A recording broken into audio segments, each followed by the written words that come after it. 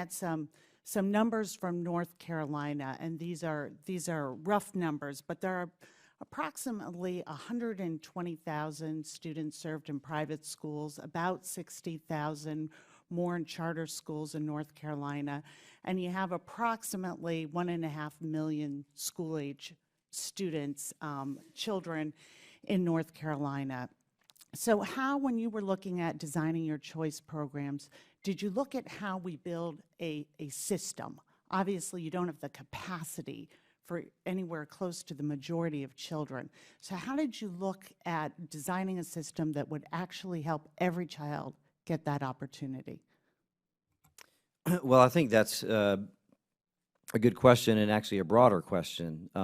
I think we looked a lot at the Florida tax credit program, which had been running for 10 years and was running successfully with public and private schools really partnering in some ways. I mean, superintendents that had been opposed to programs like this now feeling like they were able to partner with many of these private schools. So we looked at it, and in focusing really on the most underperforming and the highest poverty kids, we were focused on a particular issue and an immediate need, which again is, if you are a parent and your kid is in a school that is not serving them well, you want an immediate option to get them in a school that So you're was that satisfied your with. focus, immediate need? Were you looking at all at how to build a system and create opportunity through the system? I mean, I think it's both. I mean, I think we're also doing things on the larger scale, just public school side, from making sure we are focusing on our bottom performing schools. Do students who apply for a voucher or go into your charter school system need to come from an underperforming public school?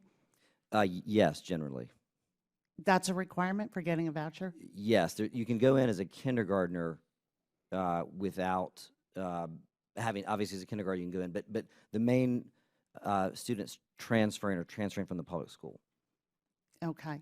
And how does that fit in with private schools, as you described, having the freedom not to share information or accountability?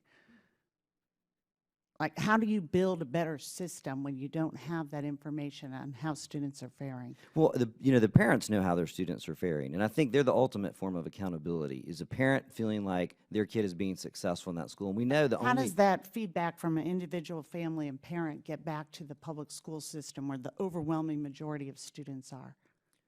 Well, I mean, the easiest thing is if a parent doesn't like their school, they won't exercise on the option again. They'll go back to the public school if they don't feel like the school is serving them well. So it's really a program based on the individual family, not the school system, not building up all North Carolina schools?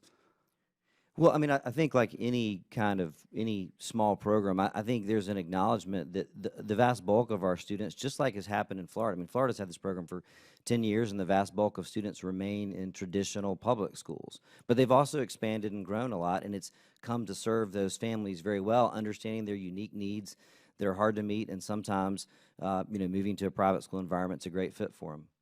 Dr. Huerta, have you seen any